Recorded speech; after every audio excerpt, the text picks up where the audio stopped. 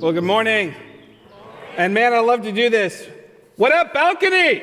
Oh, yeah, it's just fun. Now, you guys down here, we all know, you guys are in the mezzanine.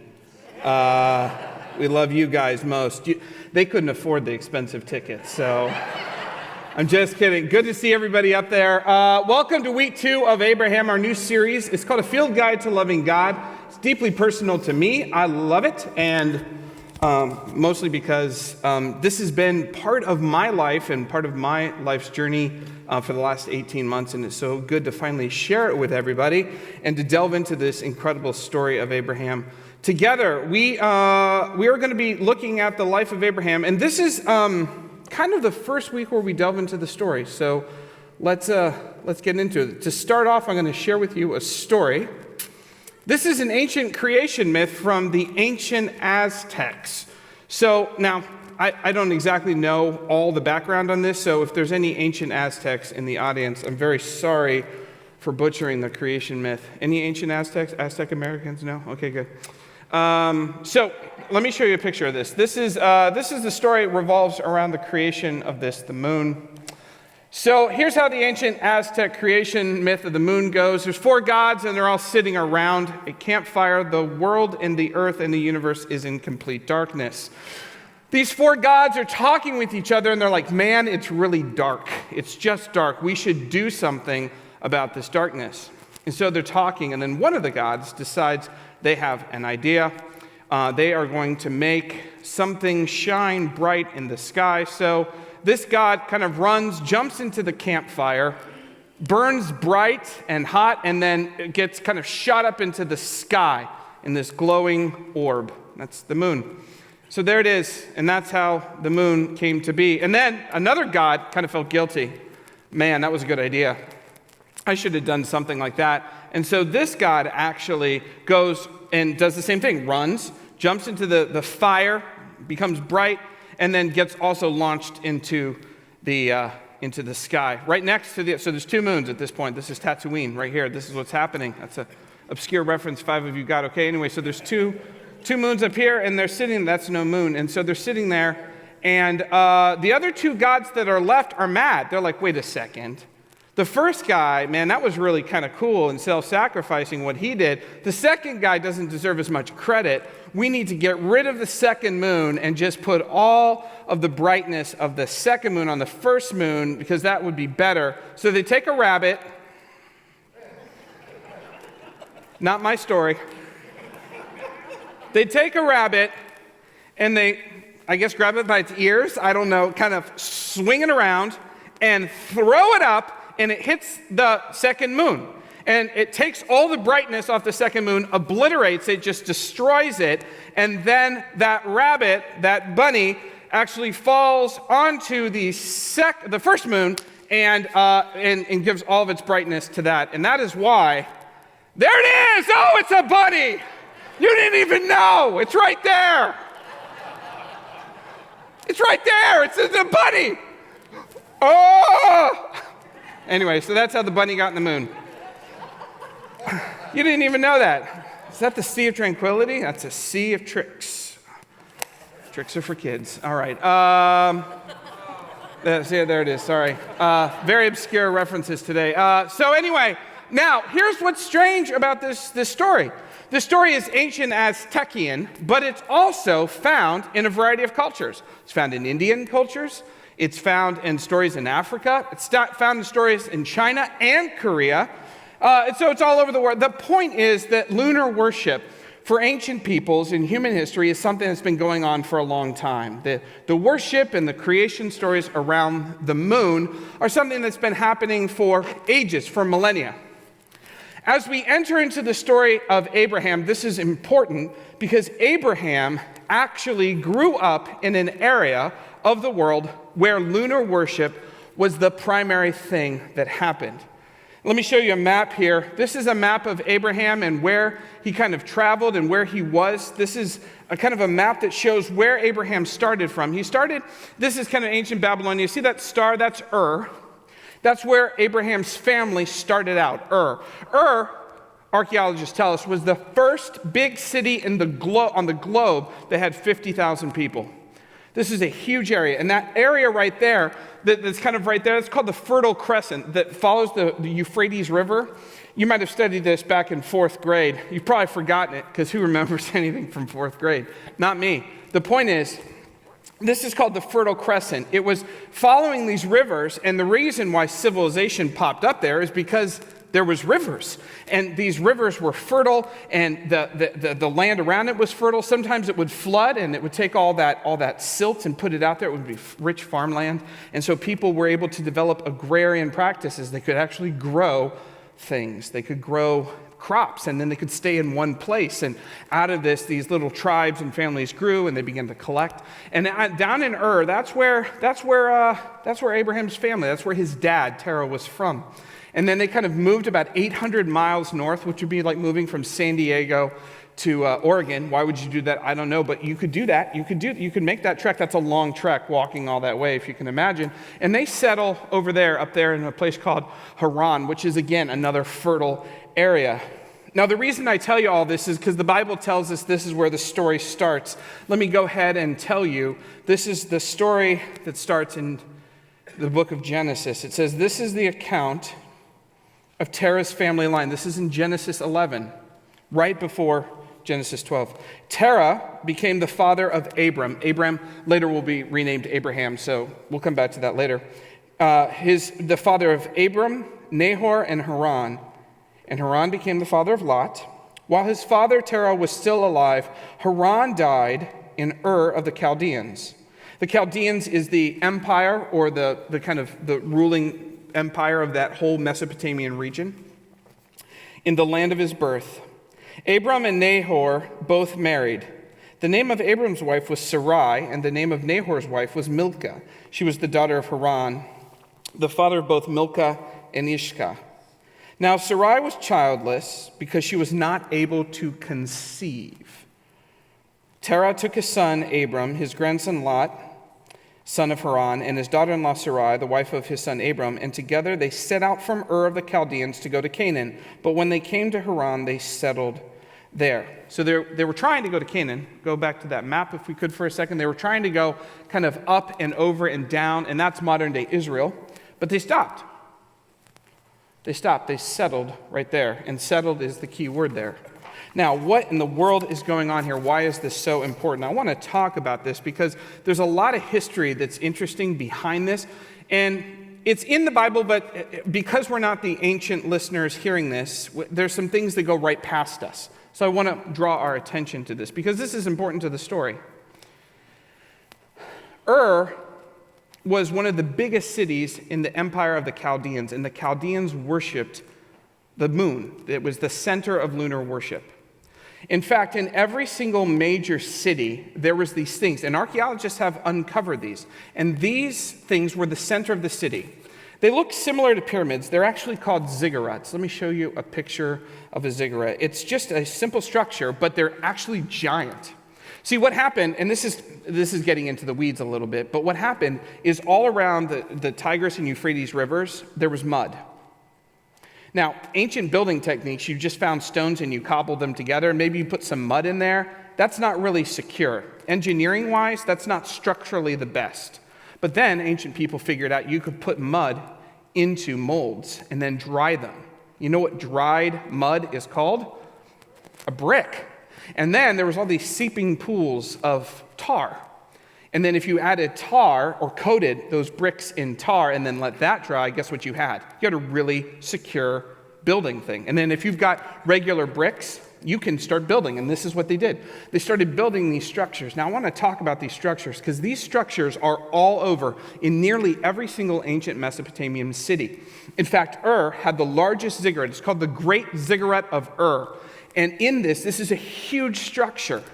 And they've unearthed these. Now, there's nothing in the middle of them. You guys have seen pyramids, right? You've seen pyramids? The pyramids, the Great Pyramids of Giza up in Egypt. Pyramids are a little bit different. Pyramids have like tombs inside them. They're like empty and they have these, there's like, it's kind of Indiana Jonesy, right? You can go through them and there's secret chambers and there's treasures. This is not what ziggurats are. It's just a mound of dirt with bricks around it and then a staircase. There's always a staircase. The whole point of this is to build something that would entice the lunar gods to come down from the sky, from heaven, and then come down. And at the top, you'd have a little table. Maybe you'd set it up, have a little Italian food, maybe a rose, maybe some Sade playing, I don't know. And so you try to get the gods to come down. You try to get the gods to come and come. Because if the gods come down, you know what the gods always come with? Blessing and power. And then things could be good. So you're trying, and then what do you have to do in order to get to the God? You got to walk up, you have to build this giant staircase. Cue Led Zeppelin, staircase to heaven, right? This is what happens. And so these are the ziggurats. This is what every ancient Mesopotamian city had. This was the center of the city. The center of the city. This was the most important building in the ancient world. This was the center of civic life. It was the center of cultural life. It was the center of religious life. And Abraham grew up in this context.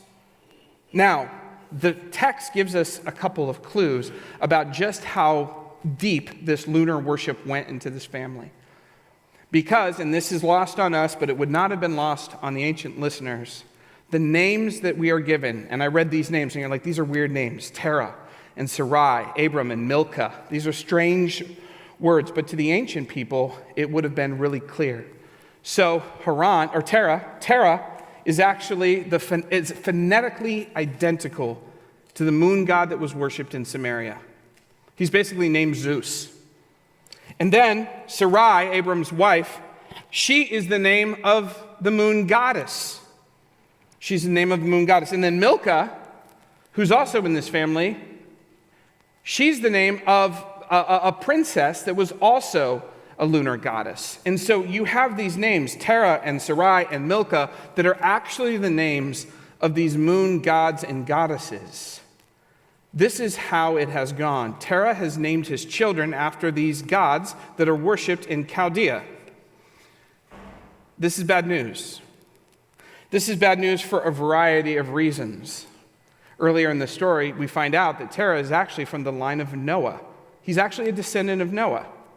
And if you recall back in the story in Genesis, in Noah actually was in the middle of this evil society, and God looked at it, and it said that everywhere that everyone did everything, every impulse of every human was always evil all the time.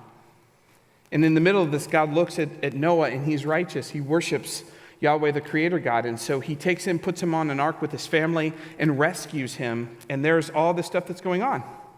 So this is what's going on in the story. So Abram, his family is a lineage from Noah, who knew and worshipped Yahweh, the Creator God.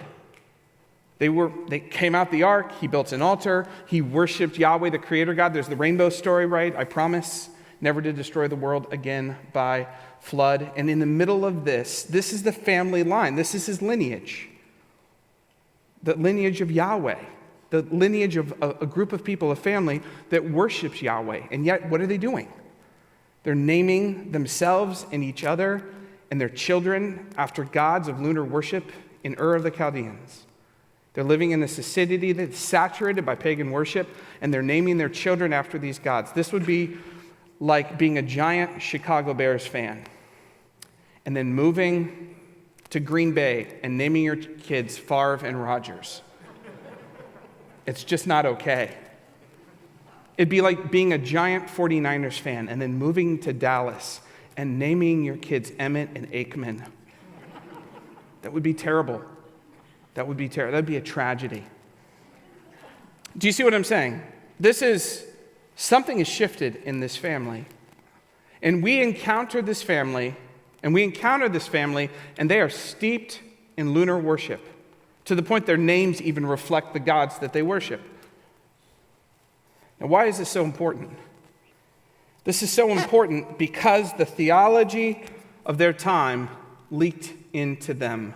And this is what we are to see. The ziggurat, let me show you this picture of this ziggurat. This ziggurat was the way that they would have conceived of the gods. What do humans have to do? Well, humans have to build a big thing. It's got to be a giant project. It's got to be a staircase. We have to get up. We have to climb up with incredible effort to get close to the gods. And then we have to make an offering. And if that offering is good enough, and if our efforts are strong enough, and if they're big enough, then maybe we can gain the attention of the gods, and maybe they will come down, maybe, and bless us so that we don't die. Maybe it'll bless us with rains or a good crop. This is all what ziggurats show. Incredible human effort just to try to get the attention of the gods so that the gods can come and maybe bless us so that maybe we won't die. This is the theology in Ur of the Chaldeans. But, and I'm going to be honest with you, this sometimes can be our theology as well. That we have to work really, really hard and do incredible acts and works to make sure that God notices, so that maybe God, if he can, maybe he'll come down and bless us so that maybe we won't die. We build ziggurats too. We believe that this is actually the way to get to God. That if we do something good enough, if we work hard enough, if we actually can climb a staircase high enough, if God sees our moral effort, then maybe he will come and maybe he will bless us, and then maybe we can live. Even in the way that the story of Christianity is presented, sometimes has this edge of, if you work hard enough, maybe you can get to God. People use words like, I'm on a spiritual journey. You ever heard that? I'm on a spiritual journey. I'm trying to find God. I'm trying to find this. Even in the way it was presented to me. The story of Jesus was first presented to me, that there's a giant chasm that has opened up between us and God. A giant chasm. And it is huge and unscalable. And Jesus is basically a bridge between this chasm. And there's man on one side and God on the other. And there's death all in the middle. And we have to walk across this bridge of Jesus. And that's what we have to do. So even in this story, there's an effort. Who's moving to whom, right? And I think this is kind of funny. Like, anybody got a ladder? Like, how are we supposed to get? Oh, there's effort, right? Do you see? We're the ones who have to go to God. We're the ones who have to make our effort. We're the ones who have to climb the mountain. We're the ones who have to get up to God. We're the ones who have to find God if he can be found at all. This peeks itself out. I was a youth pastor for years, and you would see this kind of ziggurat theology leak out of students who were trying so hard to find God. There's some phrases I put up on the slide, words that kind of reveal this idea of human effort trying to get to God. Students would say to me, I'm pretty sure that God's angry with me. I have to do something to make him happy. As he looks at my life, he's angry at me. There's words about, I'm on a spiritual journey. I'm working as hard as I can to try to find God. I have to clean up my act. If I'm going to come to God, I've got to get some things in order first. I've got to do some things. I have to be better. The students would say to me, if you only knew the kinds of things that I've done, I'm pretty sure God wouldn't be happy with me.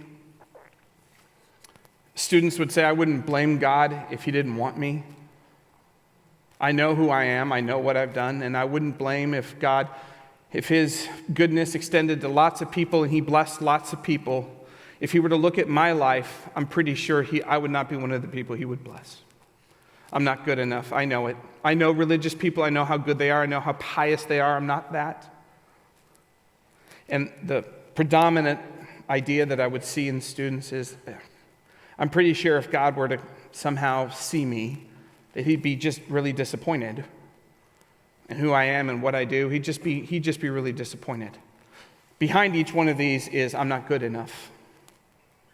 Behind each of these is also a kind of disastrous idea of, if I worked hard enough and cleaned up my act enough, climbed the ziggurat, marched up the stairs enough, maybe if I devoted my whole life to it, maybe God wouldn't be mad. Maybe God would bless me. This is ziggurat theology. This is baked in. You know this. This is a treadmill that never ends. How do you earn God's favor? How do you become good enough for God to like or accept you? This is a terrible thing. But that's not what we see in the story of Abraham. In Genesis 12, God shows up to Abraham. he shows himself to Abraham. God comes to Abraham and interrupts his pagan, idol worship-filled life, breaks into Abraham's history, and says, "Here I am." Instead of Abraham having to walk up a ziggurat and do all this effort, build a huge structure to show his devout piousness, Abraham is there. He is mired in pagan worship. He is not worshiping Yahweh. He is worshiping some other gods. And yet God still shows up. God doesn't require Abraham to clean up his act and climb up to him. God comes down to him. This is insane. There are not stories of gods like this. This is not how the gods work. The gods don't come to people mired in bad theology, in pagan religion, and then come down and interrupt to bring not judgment, but blessing and an opportunity for relationship. Abraham, I am Yahweh. I am here to bless you. Through you and your family line, I'll give you a child. I will make you a mighty nation, and all the nations of the entire earth will be blessed through your lineage. And I will be your God, and you will be my man. Later on in the Bible, it says that Abraham was a friend of God. A friend. Do you see how different that is than ziggurat theology? See how wild that is? It seems like the default setting of our human hearts and our human societies is always ziggurats. It starts from an early age. You work hard enough, you can get good. You get good grades, you get a good enough grades, you can perhaps get into a good college, you can get a good, you get a good job, you can make lots of, do you see? This is effort. Even when you go on a date, here's the best version of me, here it is. It's not real, but there it is. It's all performance. You're rewarded for performance from the time you're in kindergarten. You get a good job. You do a good thing. You get a gold star. You get the grades. You work. And the good things come to those who work. They work. It's built in. And so what's problematic about that is that sometimes we begin to project that right onto God. But this is not what the story of Abraham shows us in Genesis chapter 12. Abraham is not a good, pious, religious man who God looks at and says, now that guy, that's the kind of guy I can work with. That guy's got his stuff together. That guy has got it all together. I'm going to come to that guy, and together he and I are going to team up, and it's going to be great. He comes to a guy who is in a lineage, in a family, the best family on earth, who should have known about Yahweh and does not, who's steeped in pagan idol worship, who is lost. And there's this detail in the story, and I don't know if you picked it up, but it says that his wife is barren. And this is an effective metaphor for his life and where he and his family are. There is no life coming. There is no future. They are at a dead end. There's no power for them to recreate their life. There's no power for them to find God or create a different sort of future. The lineage that had been left by Noah has been broken. They're at a dead end. But then God. Because with God, dead ends suddenly aren't so dead. Because God comes to Abraham. A man who had no power to find God suddenly is found by God. This is the first thing we learn about God and love in the story of Abraham. God moves first because love moves first. When you love, when you really love someone, you do not leave them alone and abandoned and lost. You go and get them. This is what God does. And this is very early in the story. This is in Genesis chapter 11 and 12, very early in the Bible. But you could make a strong case that this model of God moving first is not just shown here, but is shown through the rest of the Bible. God moves first. Let me show you the difference between ziggurat theology and this God who reveals himself. I'm going to read a few verses from a smattering of verses picked from across the Bible to show you what God is like. And I want you, as I read these verses, to think to yourself, is this ziggurat theology where we work really, really, really hard and eventually perhaps get to the top and build through giant Herculean efforts a giant thing and then get to the top of it and then make an offering to God, and then if it's good enough, maybe if it's good enough, then God will come to us? Is it that, or is it something different? Let me read a smattering of verses, starting with the prophet Ezekiel. For this is what the sovereign Lord says: I myself will search for my sheep and look after them. As a shepherd looks after his scattered flock when he is with them, so will I look after my sheep. I will rescue them from all the places where they were scattered on the day of clouds and darkness. I will search for the lost and bring back the strays.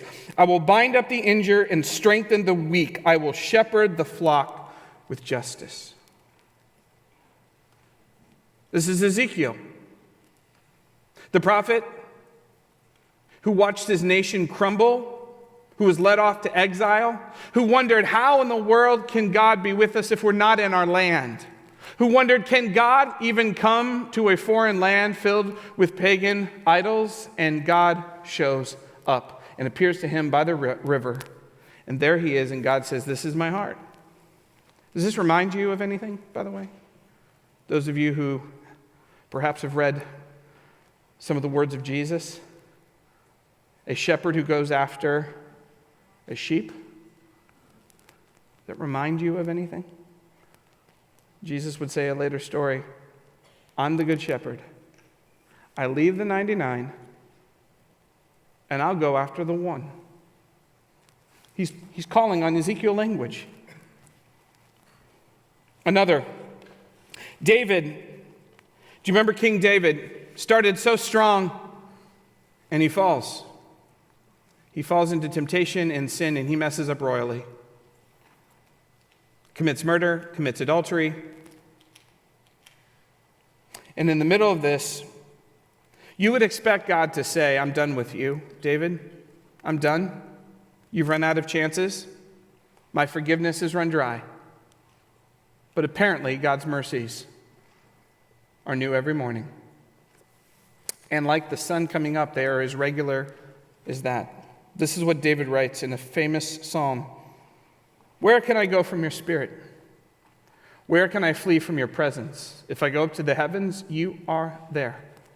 If I make my bed in the depths, you are there. If I rise on the wings of the dawn, if I settle on the far side of the sea, even there your hand will guide me, your right hand will hold me fast. Is this a God who is requiring us to work really hard to get to him?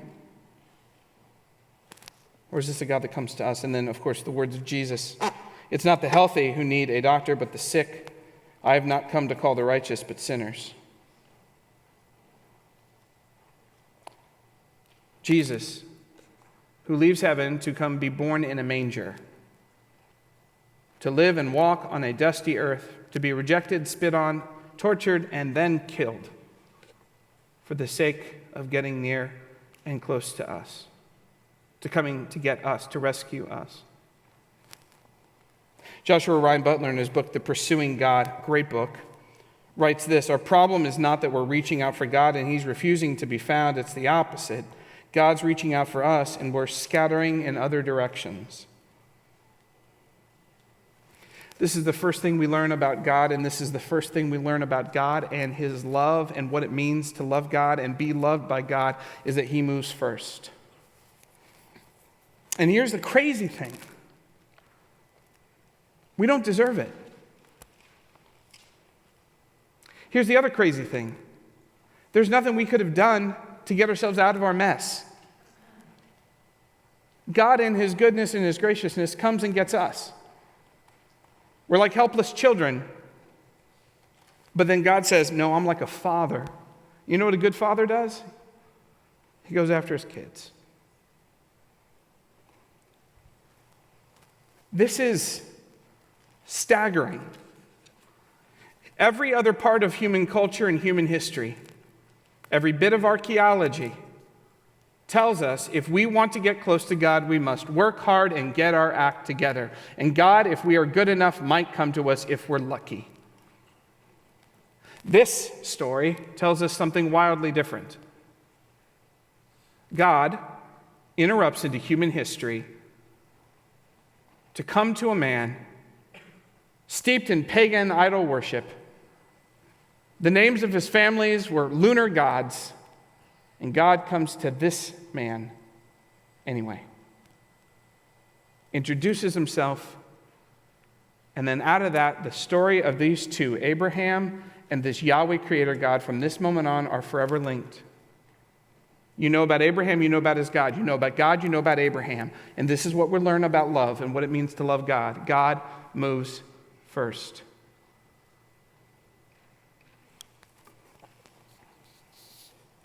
I've been thinking a lot about this. Do you remember when God came to you?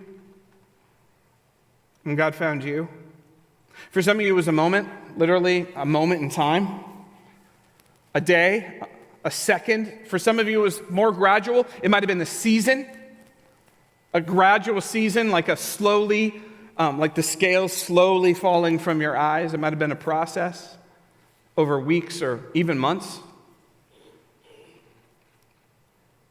For me, I was a senior in college.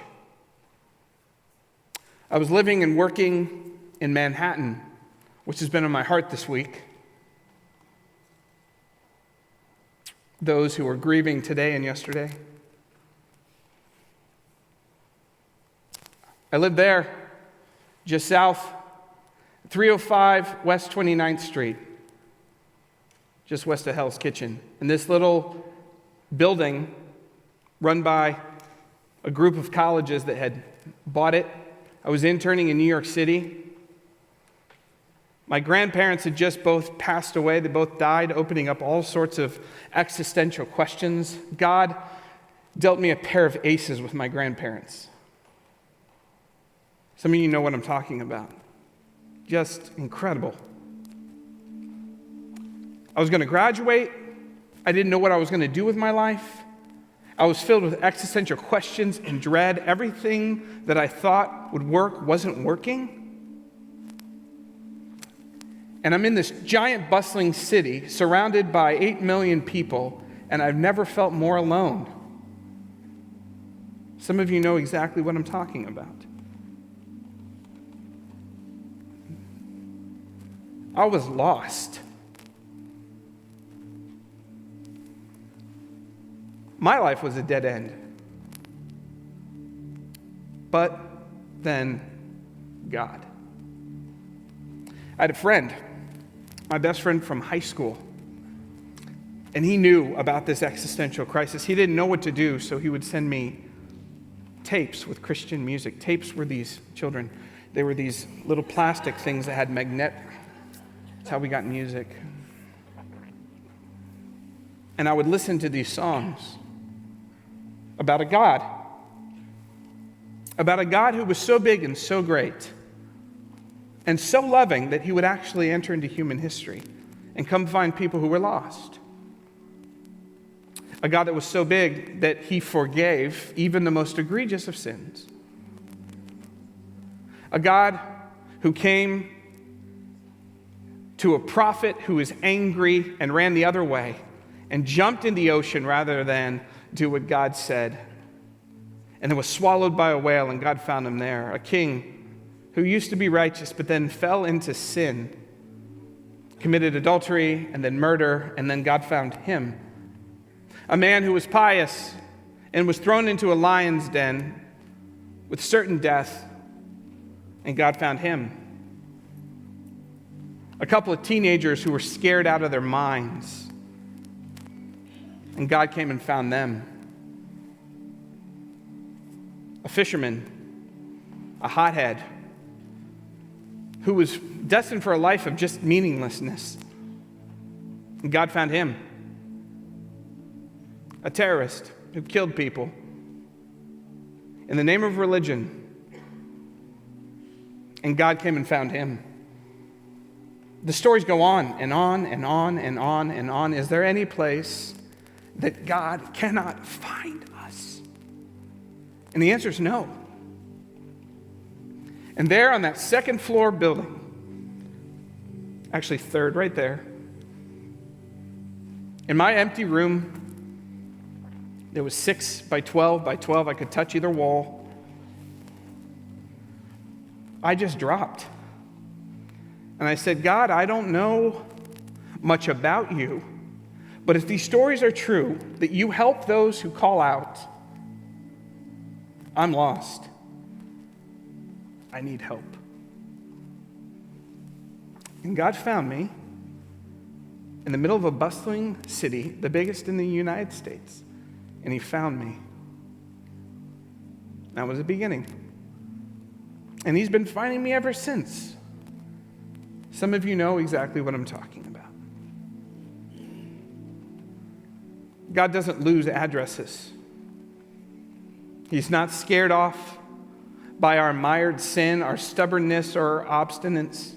He's not scared off when we're lost because he knows exactly where we are and whose we are. And the question is, will we respond?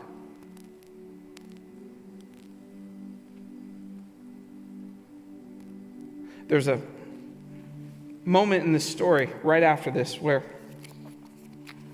God calls out to Abraham.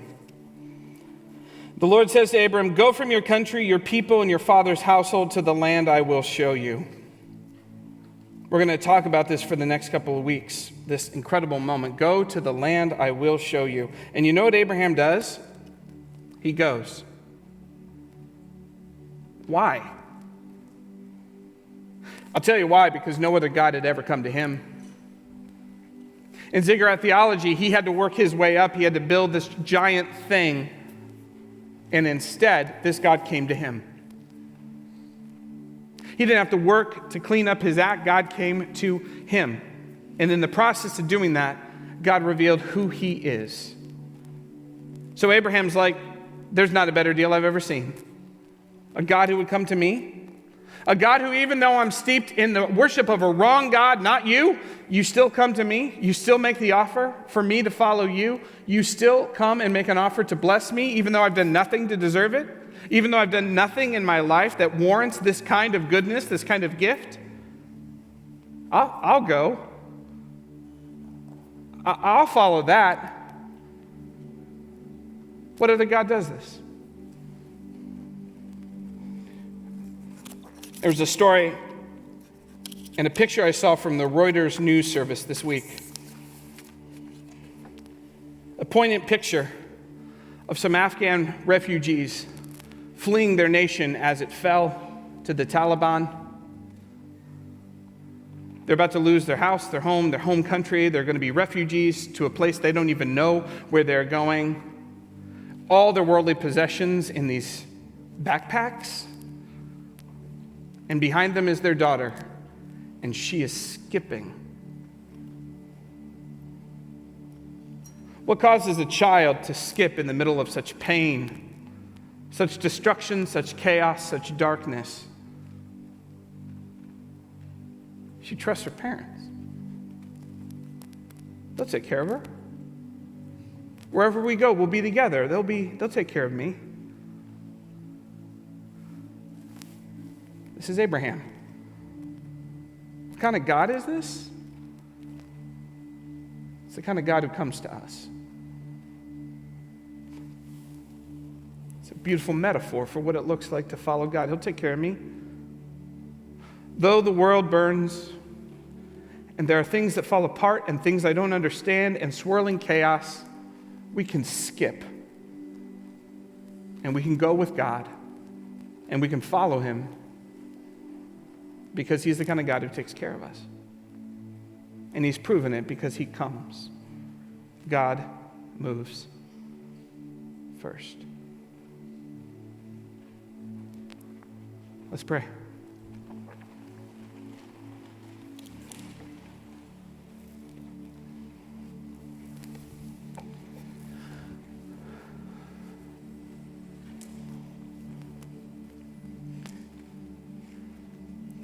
I like those of you who maybe have this as part of your story to think about that moment when God came to you and rescued you. Do you remember that moment when God found you, when he broke through to speak to you, to find you? This is the basis of our entire lives. Why we do what we do, why we're here in this church. We respond to a God who moved first, who pursued us.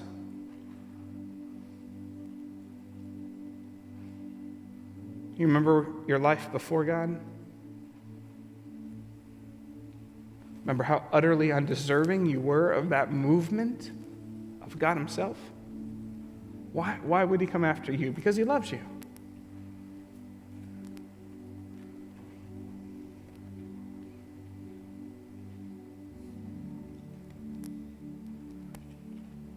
And if that's not part of your story yet, you need to understand God's coming after you, and he's not going to stop. His love won't let him. Maybe it's time to respond. Maybe it's time to bow the knee of your heart and say, okay, I'll be found. Or even simply help. It's a good prayer. It's a good prayer.